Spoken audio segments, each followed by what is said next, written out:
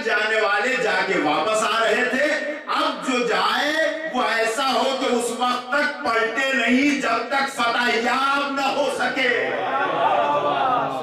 سلوات پڑھائیں بانی کے محمد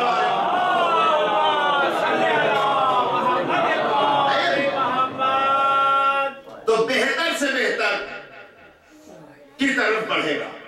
ذرا غور فرمایا آپ نے۔ اب آپ مجھے بتائیے ذرا فیصلہ کر کے کہ قرآن ساری دلیلیں تو پیش کر چکا تھا، میں کس منزل پر آپ کو لا رہا ہوں؟ قرآن اللہ کی توحید ثابت کرنے کے لیے ساری دلیلیں پیش کر چکا ہے یا نہیں؟ ثابت تھا، لیکن زبان نبی پر آنے کے بعد ناطق بنا۔ ناطق بننے کے بعد بھی اللہ کی توحید کو ثابت نہ کر سکا۔ یہ کیسے ناطق تھے کہ ثابت رہے؟ کیا کہہ رہا ہوں؟ کہاں بیٹھے؟ یہ کیسے ناطق تھے کہ میدان مباہلہ میں ثابت رہے اور فتح یاب ہوئے اور اس طرح خاموش رہے کہ سامنے والا دیکھ کے کہتا ہے کہ ان صورتوں کو دیکھ رہا ہوں کہ اگر اشارہ کرتے تو پہاڑ اپنی جگہ چھوڑ دیں، اگر ان سے مباہلہ کیا تو قیامت تک زمین پر کوئی عیسائی نہ رہ جائے گا۔ اب مجھے آپ بتائیے میں کس کی بلندی کا ذکر کروں جو ثابت رہ کے فاتح بن جائے؟ صلوات پر دیں بانی کے محمد۔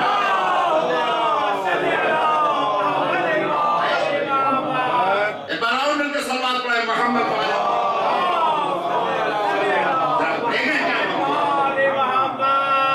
خاموش رہے۔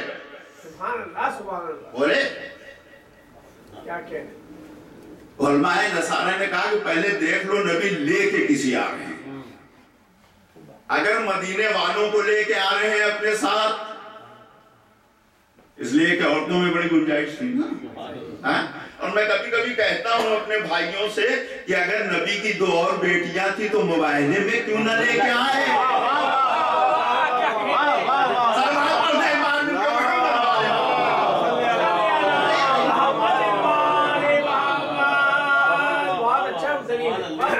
نصارہ میں بڑی گنجائش تھی، کیوں نہیں لے کے آئے؟ اچھا اگر کوئی اور صدیقہ تھی، اور میں کیا کہہ رہا ہوں آپ سے، اگر اور کوئی صدیقہ تھی تو لے کے آنا چاہیے تھا، اس لیے کہ یہ میدان صادقوں کا میدان تھا۔ ذرا غور فرمایا آپ نے، پورے مدینے کو نگاہ نبی نے کھنگولا ہوگا۔ جب کوئی اور نہ ملا تو کہنے لگے اب تم چلو، اب تم چلو، اب تم چلو۔ اللہ اللہ، یہ ایسے آ رہے تھے کہ جنہیں صادقین کی سند اللہ دے رہا تھا، اللہ دے رہا تھا جنہیں صادقین کی سند۔ یہ وہ تھے کہ جنہوں نے توحید کو بچا لیا۔ کیوں نہ بچاتے؟ یہی تو وارث قرآن ہے۔ اب وارث ہی تو بچاتا ہے، اور کون بچائے؟ تو اللہ نے انہیں وارث قرار دیا۔ کل کی گفتگو، اللہ نے انہیں وارث قرار دیا قرآن کا۔ اب دیکھیے ایک وارث کا اور ذکر آپ کی خدمت میں کر دوں، صلوات پڑھ دیں ایک بار مل کے۔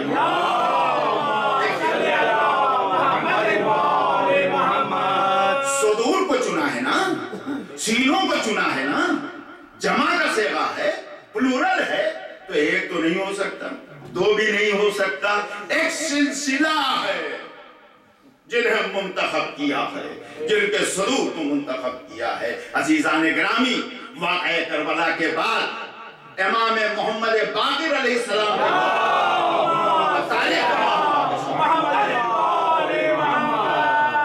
وہ علمی سرگرمیاں جو واقعہ کربلا سے پہلے تھی وہ سر پڑ گئی تھی مدینے میں، اس لیے کہ جو ادھر بدل تھی وہ آپ کو بتائے کیا کیا نہیں ہو گیا۔ بنی امیہ نے، میں کبھی کبھی کہتا ہوں اس چیز کو کہ بنی امیہ نے آل محمد کو جو ستایا تو ستایا ہی، ان کا ایک اور جرم ہے جو ناقابل معافی ہے۔ وہ جرم یہ ہے کہ انہوں نے اہل بیت کے علوم سے دنیا کو مشرف ہونے کا موقع ہی نہیں۔ یاد رکھیے گا اس بات، کاش موقع دیا ہوتا تو آج کہیں اور۔ تو مولا نے یہی فرمایا کاش اطمینان حاصل ہو جاتا اور مسند قضا بچھائی جاتی، میں اس پر بیٹھ کر فیصلے اس طرح سے کرتا کہ تورات والے آتے تو تورات سے فیصلہ کرتا، زبور والے آتے تو زبور سے فیصلہ کرتا، انجیل والے آتے تو انجیل سے فیصلہ کرتا، قرآن والے آتے تو قرآن سے فیصلہ کرتا، اور فیصلہ بھی ایسا کہ کتابیں بول اٹھتی۔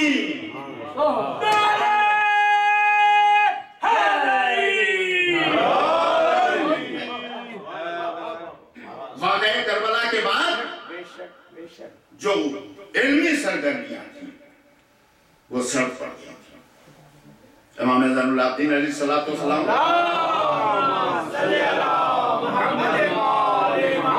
دیکھیے کہ کیا عالم تھا۔ امام محمد باقر علیہ السلام کے زمانے میں تھوڑا سا موقع ملا، اور پھر ایک بار علوم کی سرگرمیاں شروع ہوئی۔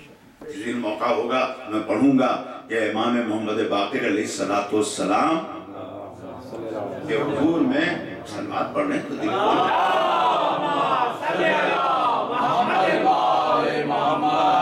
دیکھیے حدیث میں آیا ہے کہ زور سے سلوات پڑھنے سے دلوں کا نفاق دور ہوتا ہے۔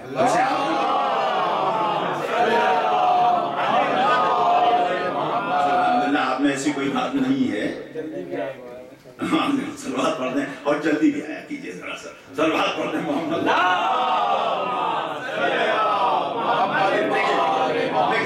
دیکھیں باعث قرآن ہوتے کیسے ہیں۔ ایک شخص تھا جس کا نام تھا ابن ابی الاوجا، ابن ابی الاوجا، یہ شخص تھا بڑا پڑھا لکھا تھا، بہت پڑھا لکھا اور عربی ادب پر اس کی بڑی نظر تھی، لیکن مسلمان نہیں تھا۔ اسے فکر رہتی تھی کہ مسلمانوں کو کیسے زہر کیا جائے۔ چنانچہ اس نے اپنے شاگردوں میں 3 بہت ہی ہائیلی انٹلیکچوئل جو اس کی نظر میں رہے ہوں گے، بڑے ذہین رہے ہوں گے، ان 3 شاگردوں کو اس نے منتخب کیا، چنا، اور ان تینوں کو بلایا، اور بلانے کے بعد بہت سیکریسی میں، بہت رازانہ طور پر بیٹھ کے گفتگو کرنے لگا، کہنے لگا سنو، اس میں کوئی شک نہیں ہے کہ علم و ادب میں ہمارا جو اس وقت چرچا ہے وہ کسی کا چرچا نہیں ہے، لیکن یاد رکھو جب تک قرآن موجود ہے، قرآن کا ایک سورہ بھی موجود ہے، اس وقت تک ہماری کوئی قدر و قیمت نہیں ہے۔ کیوں قدر و قیمت نہیں ہے؟ اس لیے کہ قرآن دعویٰ کر رہا ہے کہ اگر ہو سکے تو ایک چھوٹے سے چھوٹے سورے کا مثل لا کے بتا دو۔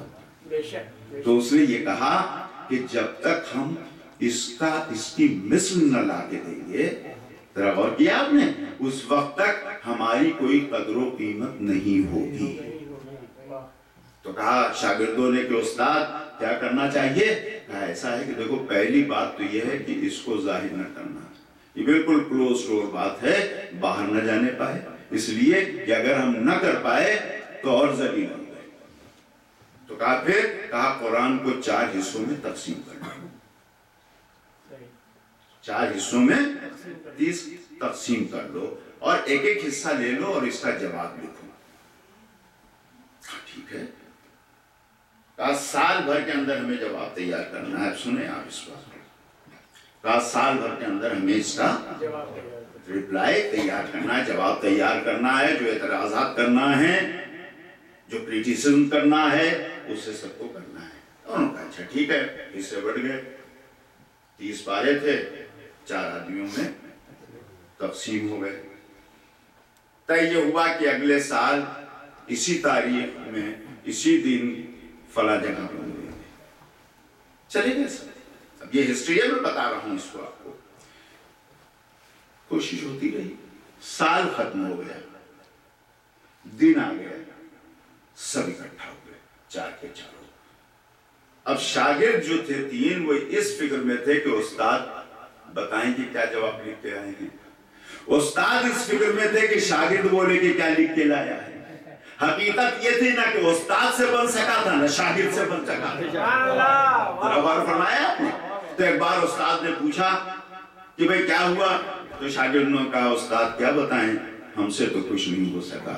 تو اب استاد نے بھی کہنا شروع کیا کہ بھائی ہم کیا کریں، جیسے میں نے قرآن کھولا ایسی آیت نگاہ کے سامنے پڑھی کہ میرے جسم میں تھرتھری پیدا ہو گیا، میں کانپنے لگا اور مجھ سے تو کچھ نہیں ہو سکا سال بھر میں. تو شاگردوں نے کہا جب استاد سے نہیں ہو سکا تو ہم سے کیسے ہو سکتا ہے، ہم سے بھی نہیں ہو سکا. اب یہ گفتگو کرتے رہے اور کہتے رہے کہ دیکھو اس بات کا اظہار نہ کرنا کہیں، نہیں تو بہت ذلت اور رسوائی ہوگی. یہ گفتگو کر کے یہ چاروں اٹھے تھے کہ ادھر سے محمد باقر علیہ السلام چلے.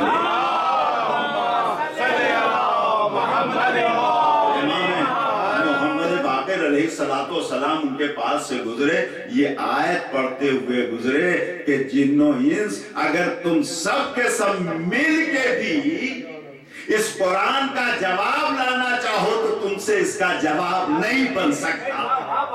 تو یہ سننا تھا کہ ایک بار ان چاروں کے کان کھڑے ہو گئے. انہوں نے کہا ہم نے تو اتنا سیکرٹ رکھا تھا کہ ہوا بھی نہ کسی کو لگنے پائے، یہ انہیں کیسے پتا چل گیا؟ تو استاد بولا تم جانتے نہیں ہو، یہی تو وارث قرآن ہے.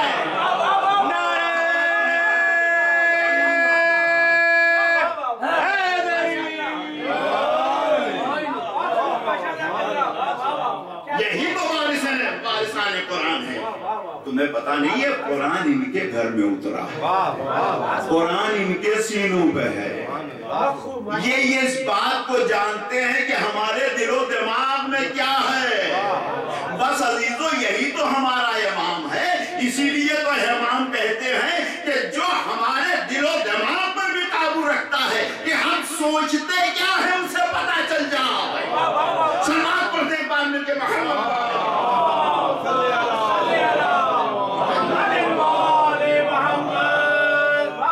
ایک بار اور مل کے سلوات پڑھیں محمد والے.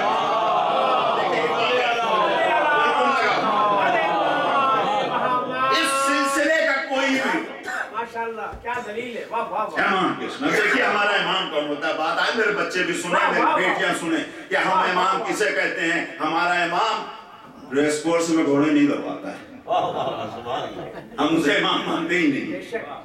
ہمارا امام ابو بصیر نے امام سے پوچھ لیا کہ بتائیے امام کی تعریف کیا ہے. کہا امام کی تعریف یہ ہے کہ جو کچھ اس سے پوچھا جائے بتلا دے، اور اگر سائل خاموش رہے تو خود اس کا سوال بتا دے. اور کہتے ہیں کہ تم دیکھنا چاہتے ہو ابو بصیر کہ اتنے میں ایک شخص آ گیا، اور جیسے آیا اس نے عربی میں بات کی ہے، امام نے فارسی میں جواب دیا. امام نے فارسی میں اسے جواب دیا. اس نے کہا فرزند رسول آپ فارسی بھی جانتے ہیں؟ کہا فارسی کیا، جتنی زبانیں ہیں سب کو جانتا ہوں. اگر نہ جانوں تو تمہارا امام کیسے بن سکتا ہے؟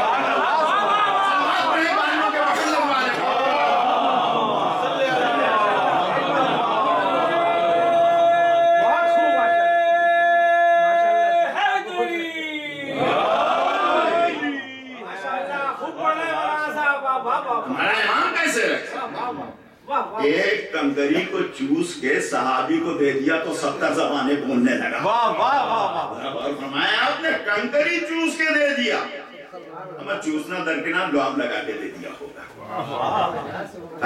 70 زبانیں بولنے لگا. امام وہ ہوتا ہے جو ہماری حیات کے کائنات کی دھڑکتی ہوئی نفس جس کے قبضے میں ہوتی ہے. اگر لفظوں کو سمجھ سکتے ہوں آپ، کائنات اس کی دھڑکتی ہوئی کائنات کی پلس پر انگلی ہوتی ہے اور وہ جانتا ہے کہ کیا چل رہا ہے. کیا چل صرف یہ نہیں کہ جاگتے میں، سوتے میں ہم کیا خواب دیکھ رہے ہیں یہ بھی اسے پتا ہوتا ہے. یہ بھی اسے پتا ہوتا ہے. اور میں یوں نہیں کہہ رہا ہوں. امام رضا علیہ السلام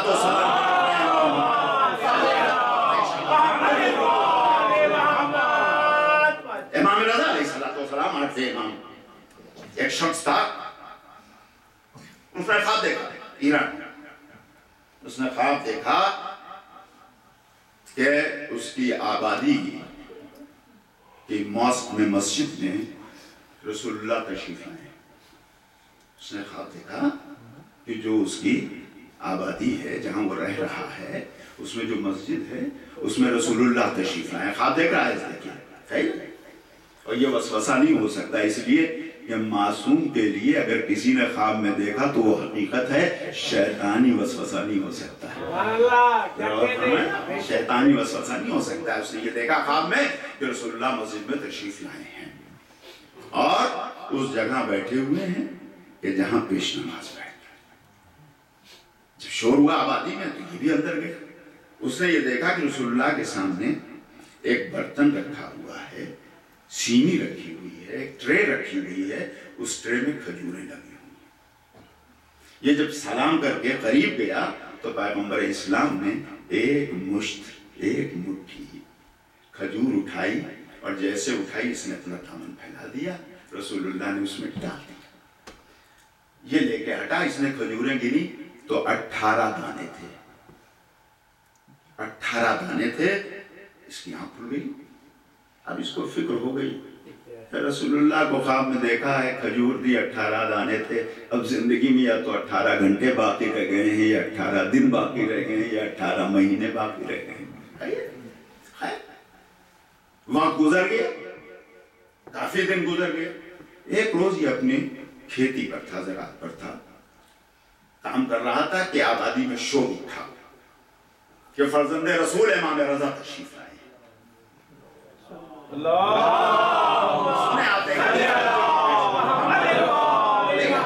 امام ہوتا کیسا ہے آپ دیکھیں، فرزند رسول امام رضا تشریف لائے ہیں۔ پتا چلا کہ مسجد میں تشریف فرما ہے، ظاہر ہے سبھی جا رہے تھے، اس نے بھی جلدی سے اپنا کام لپیٹا اور دوڑ کے مسجد میں آیا۔ اور مسجد میں جب آیا تو اس نے دیکھا کہ امام رضا تو وہیں بیٹھے ہیں جہاں رسول اللہ بیٹھے ہیں۔ ذرا غور فرمایا آپ نے، اگر محمد نہ ہوتے تو محمد کی جگہ پر کیسے بیٹھتے؟ وہی بیٹھے، وہی بیٹھے۔ اچھا، اب اور آگے بڑھ کے دیکھا اس نے تو دیکھا اسی انداز سے بیٹھے جیسے رسول اللہ بیٹھے تھے۔ ذرا غور فرمایا آپ نے، نشست ویسے ہی، انداز ویسے ہی جیسے پہلے محمد کا تھا، ہے نہیں؟ اب آگے بڑھا تو اس نے دیکھا، ارے یہ تو ٹرے میں اسی طرح کھجوریں رکھی ہوئی، ڈیٹس رکھی ہوئی ہیں۔ اب اسے اپنا خواب یاد آ گیا، اب تو سامنے اس کی تعبیر دیکھ رہا ہے یا نہیں؟ اب یہ کوئی ملا مولوی سے تعبیر پوچھنے نہیں گیا تھا، پیغمبر خود اسے تعبیر بتا رہے، زندہ تعبیر سامنے دیکھ رہا ہے کہ جو اس نے خواب دیکھا تھا۔ اب جو اس نے غور کیا تو کھجوریں بھی اسی طرح سجی تھی جیسے رسول اللہ کے سامنے اس نے دیکھا تھا۔ اب اس نے کہا اچھا یہ، آگے بڑھا، سلام کیا، اور سلام کرنے کے بعد بیٹھا، امام نے اسی انداز سے ہاتھ بڑھایا، کھجوریں اٹھائیں، اور جیسے اٹھائیں اس نے اپنے دامن کو پھیلایا، امام نے ڈال دیا۔ اس نے کہا اب تک تو سب ٹھیک ٹھاک چل رہا ہے، اب ذرا گن کے تو دیکھ لوں۔ اب جو گنا تو 18 دانے نکلے۔ محمد علی محمد برندر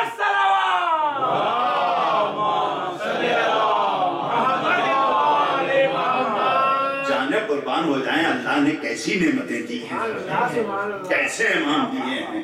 اب جو گنا تو 18 دانے کھجور کے نکلے۔ تو اتنا ہی معاملہ، ذرا دیکھیے آنے والا بھی معرفت شناس تھا۔ آگے بڑھا، اس نے کہا فرزند رسول کچھ اور عطا ہو۔ اللہ کیا جواب دیا ہے، فرماتے ہیں اگر میرے جب نے تجھے خواب میں 18 دانوں سے زیادہ دیا ہوتا تو میں بھی تجھے عطا کرتا۔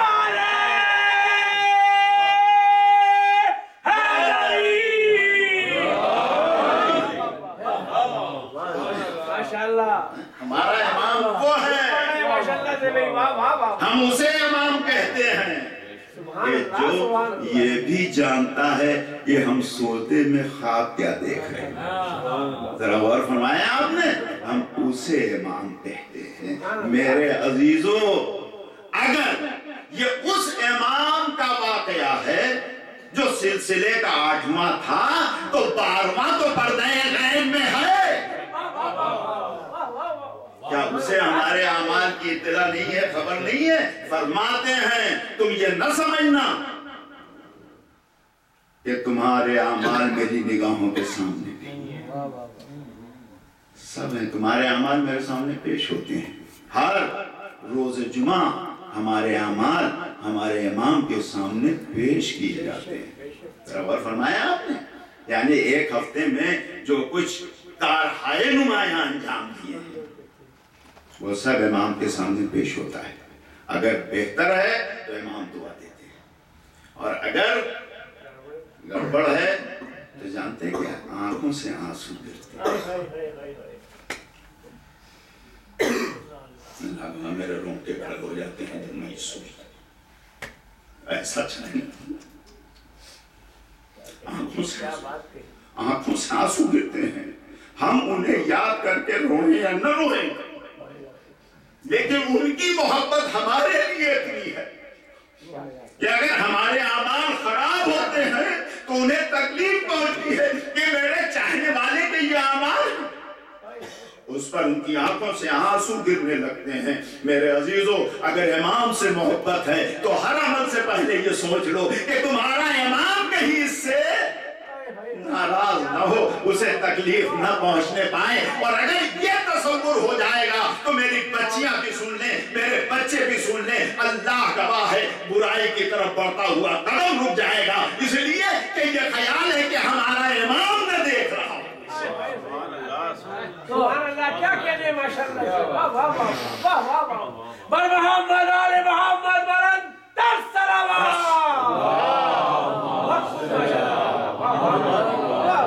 ہمارا امام نہ دیکھ. میرے عزیزو, محبت کا تقاضا یہ ہے کہ جب محبوب ہوتا ہے تو اس محبوب کی دلجوئی کے لیے ہر وہ عمل ہم کرتے ہیں جو محبوب کو پسند ہوتا ہے. اس دنیا کی مجازی محبت میں, اس دنیا کی محبت میں اگر آپ جب کسی کو چاہتے ہیں تو آپ ہر وقت اس بات کی کوشش کرتے ہیں کہ آپ کے عمل سے آپ کا محبوب خوش رہے, ہے یا نہیں؟ ایسا کام تو نہیں کرتے کہ محبوب ناراض ہو گیا. اور اگر ہو جائے انجانے میں اور آپ نے دیکھ لیا کہ محبوب کے ماتھے پر شکن آ گئی ہے آپ کے عمل سے, تو آپ فوراً معافی مانگتے ہیں. آپ یہ عہد کرتے ہیں, یہ یقین دلانے کی کوشش کرتے ہیں کہ بھئی غلطی ہو گئی ہے, معاف کر دو, اب کبھی ایسا نہ ہوگا. کاش یہ جذبہ ہمارے اندر پیدا ہو جائے کہ اگر ہم سے خطا ہو جائے تو امام کے حضور میں ہاتھ جوڑ کے کہیں مولا معاف کیجئے گا. اب زندگی میں ایسا کبھی کچھ نہیں ہو سکتا ہے, اس لیے کہ ایسے چاہنے والے امام کسی کو نہیں ملے. یاد رکھیے گا, جیسے چاہنے والے آپ کو ملے ہیں ہمیں ملے ہیں. بس عزیزان گرامی, ہم ذکر ہی کر رہے ہیں ان کا کہ جنہوں نے اپنے چاہنے والوں کے لیے قربانیاں دی ہیں, جنہوں نے اپنے چاہنے والوں کے لیے مصیبتوں کو برداشت کیا ہے, جنہوں نے اپنے چاہنے والوں کے لیے آفت اور بلاؤں میں اپنی زندگی کو گزارنا پسند کر لیا ہے. میرے عزیزو, آج محرم کی 3 تاریخ ہو گئی, تیسری تاریخ ختم ہو گئی.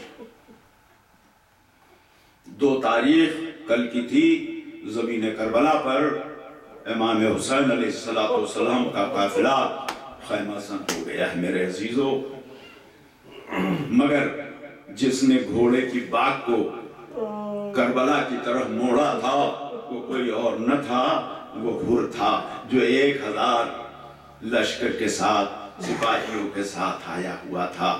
وہ لے کے تو آ گیا زمین کربلا پر, لیکن ندامت اس قدر تھی, شرمندگی اس قدر تھی کہ اسے حر ہی جانتا تھا. جب حر نے ابن زیاد کو خط لکھا ہے کہ میں حسین اور ان کے قافلے کو لے کے زمین کربلا پر آ گیا ہوں، اب تو جو چاہے کر، میرا اس سے کوئی واسطہ نہیں ہے۔ یہ تحریر بتا رہی تھی کہ شرمندگی کا شکار ہو رہا ہے کہ میں کسے لے کے آ گیا ہوں، یہ کون ہے جس کے گھوڑے کی باک پر میں نے ہاتھ رکھ دیا تھا، جس کا رخ میں نے ادھر موڑ دیا تھا۔ اے عزیزو، 2 محرم کی تاریخ گزر گئی، 3 محرم کی تاریخ آ گئی۔ آج 3 محرم کی تاریخ وہ تاریخ ہے جب پچھلے سال 4000 سواروں کے ساتھ زمین کربلا پر آ گیا تھا۔ میرے عزیزو، 2 دن کے اندر آپ یہ دیکھیں کہ 1000 سپاہی کا لشکر تو گھر لے کے آیا تھا اور 4000 سپاہیوں کا لشکر لے کے عمر ساتھ زمین کربلا پر آ گیا ہے کوفے سے۔ یعنی 2 دن کے وقفے میں، 2 دن کے گیپ میں ایک حسین اور ان کے ساتھ ان کے گھر والے اور ان کے چاہنے والے اور 5000 کا لشکر حسین کی مخالفت پر زمین کربلا پر آ گیا تھا۔ اے میرے عزیزو، یہ روز لشکر بڑھتا چلا گیا، یہاں تک کہ وہ وقت آ گیا کہ جب حسین کو زمین کربلا پر گھیر لیا گیا چاروں طرف سے۔ عالم یہ تھا میرے عزیزو کہ شب عاشور آ گئی، خیمے میں پانی نہ تھا، بچے التش التش کی آوازوں کو بلند کر رہے تھے۔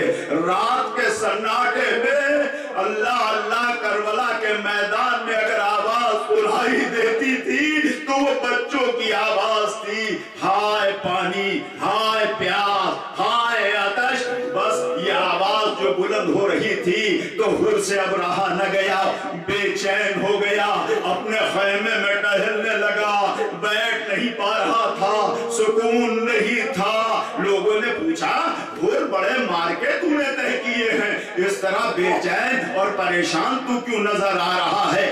ایک بار اس نے ایک شخص کا ہاتھ پکڑا، خیمے سے لے کے باہر نکلا، تھوڑی دور گیا، رات کا سناٹا تھا، فضا میں آواز بلند ہو رہی تھی، کہا رک جا، بتا یہ کیسی آوازیں آ رہی ہیں؟ اس نے کہا کہ یہ بچوں کی آوازیں آ رہی ہیں۔ کہا بچے کیا کہہ رہے ہیں؟ کہا یہ بچے التش التش کہہ رہے ہیں، ہائے پیاس کہہ رہے ہیں۔ ایک بار انہوں نے مڑ کے اس سے پوچھا کہ بتا تو نے پانی پیا؟ کہا ہاں میں نے پی لیا ہے۔ کہا اپنے جانور کو پانی پلایا؟ کہا ہاں میرا جانور بھی پانی پی چکا ہے۔ کہا وائے ہو تجھ پر، تیرا جانور پانی پی لے، تو پانی پی لے اور ساقی کوثر کے بچے پانی کے لیے تڑپ رہے ہو، التش التش کی آوازیں بلند کر رہے ہوں۔ اے ارباب عزا، نہ جانے کیسے بے چینی میں ہر نے یہ رات کاٹی۔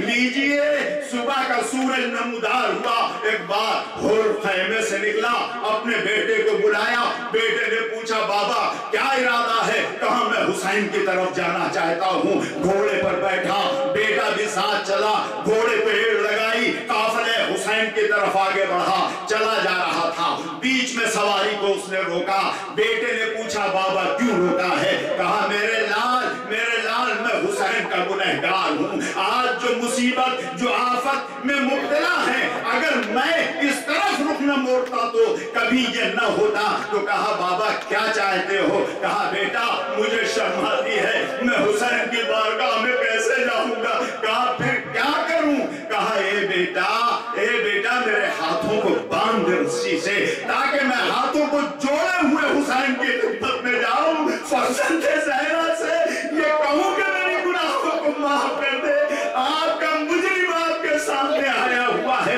یہ سننا تھا کہ بیٹے نے رسی سے باپ کے ہاتھوں کو باندھ دیا، تھوڑی دور اور آگے چلا، پھر رکا، کہا بابا اب رکنے کا کیا مسئلہ ہے؟ کہا بیٹا کیسے میں ان آنکھوں سے سامنا کروں گا؟ کہا کیا چاہتے ہو؟ کہا آنکھوں پر پٹی باندھ دے، میں چاہتا ہوں کہ جب حسین کے حضور میں حاضر ہوں تو میرے ہاتھ بندھے ہیں، میری آنکھ پر پٹی بندھی ہو۔ بیٹے نے آنکھ پر کپڑا باندھ دیا، آگے بڑھا، بیٹے کو لے کے آگے بڑھا، ایک بار کانوں میں اللہ اکبر کی آواز آئی، کہا بیٹا یہ نعرہ تکبیر کی آواز آ رہی ہے۔ کہا بابا اب آپ خیام حسینی سے قریب پہنچ رہے ہیں، تو یہ سننا تھا۔ ایک بار گھوڑے سے اتر گیا، بیٹے نے کہا بابا کیوں اترے؟ کہا ارے میں کیسے سواری پر فرزند رسول کی خدمت میں جاؤں گا؟ میں ایک مجرم کی حیثیت سے جانا چاہتا